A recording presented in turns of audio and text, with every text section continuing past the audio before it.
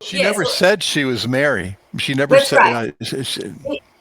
That's right, and even Catholic Church didn't want to have anything to do with it, so it's quite interesting. Right. So of course we know the story. There are 3 children. They are near Fatima, overseeing the herd of sheep.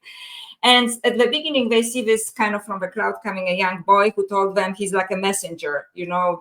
Somebody will appear and pray, and so this you have this. You see the white lady. And then above the oak tree on the 13th of May in 1916, they had a vision of what they call the white lady, but it was basically some kind of interdimensional or however you want to, I interpret it as interdimensional, but it could be, alien apparition, which was projecting a very beautiful energy. It looked a little bit like it was made of clouds, but also like they could perceive a little bit like she had hands, and this energy was flowing towards the children through the hands, which was very blissful energy.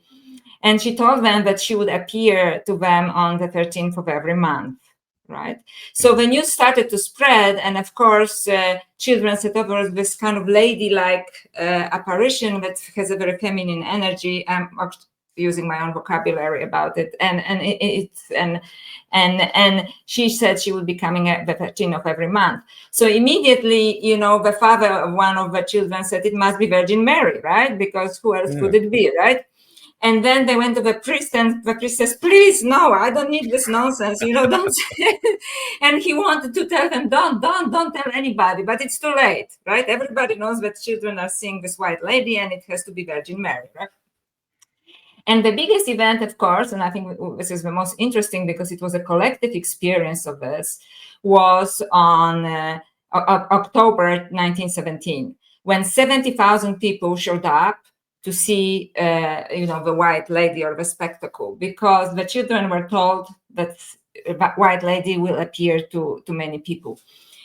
So it is on the day.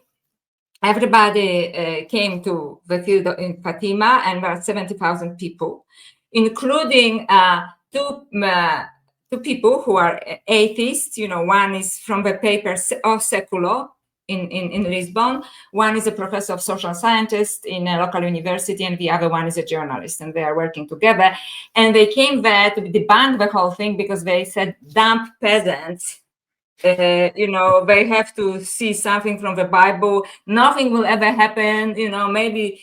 And so we came to debunk it, basically, like we call it nowadays. They came to debunk it. And then amazing thing happened. So this in itself is very interesting. 70,000 people are waiting. And then suddenly there is a huge storm. So everybody is completely soaked. Completely soaked. And the storm suddenly stops. And suddenly, and this is very interesting, different people started to experience different things.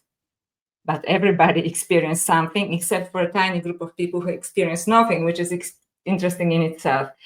So people believe that there's the one description that, the sun started to zigzag on the sky, right? Other people say, no, it was like 2 suns zigzagging on the sky.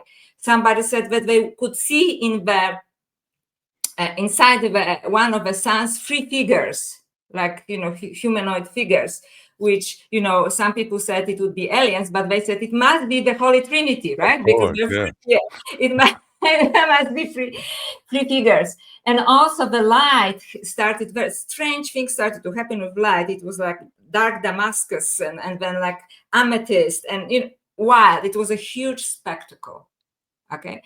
And interestingly also, some people already have cars, because they came from Lisbon by cars.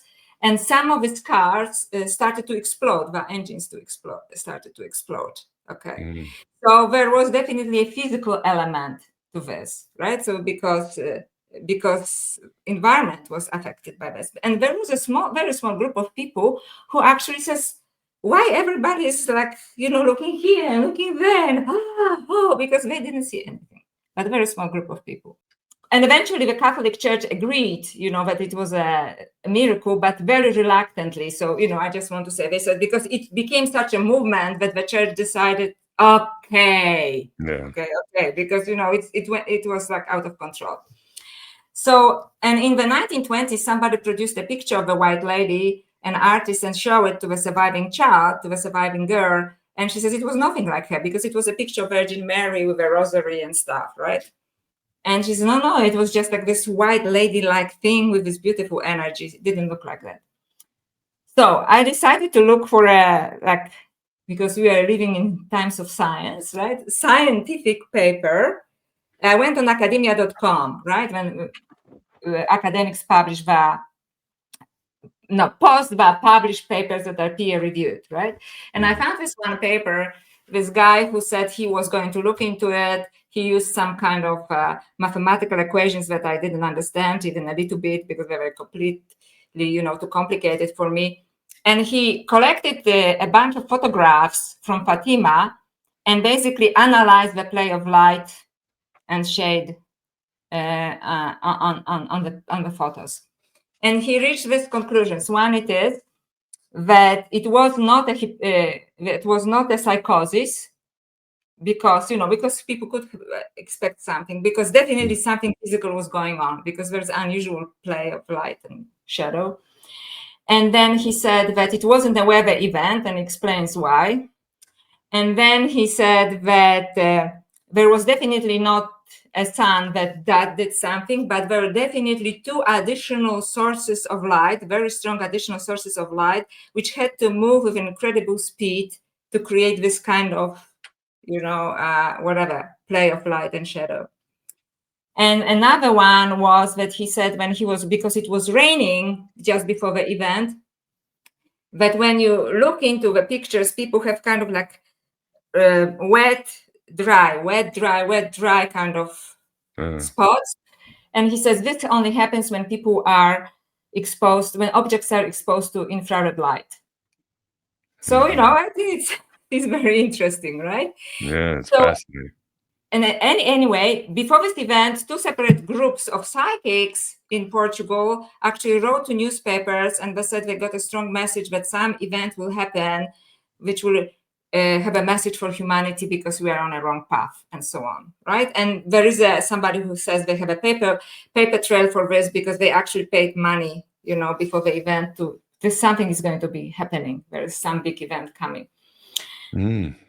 So, and of course, there was a speculation what the message was, because, and some people believe that Vatican is controlling this message, but it was one of these situations when this feminine figure showed up and telling, you are on the wrong path, right?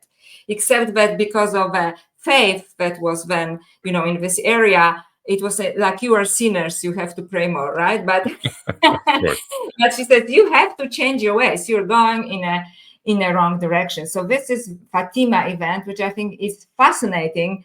It was physical, and it was spiritual. And when people were looking at the 3 children who were also at this event, of course, because they were the messengers, the children were like transfixed. They were in ecstasy. Their faces were in ecstasy, And they still saw the white lady. People saw like 2 suns, or orbs or whatever it is.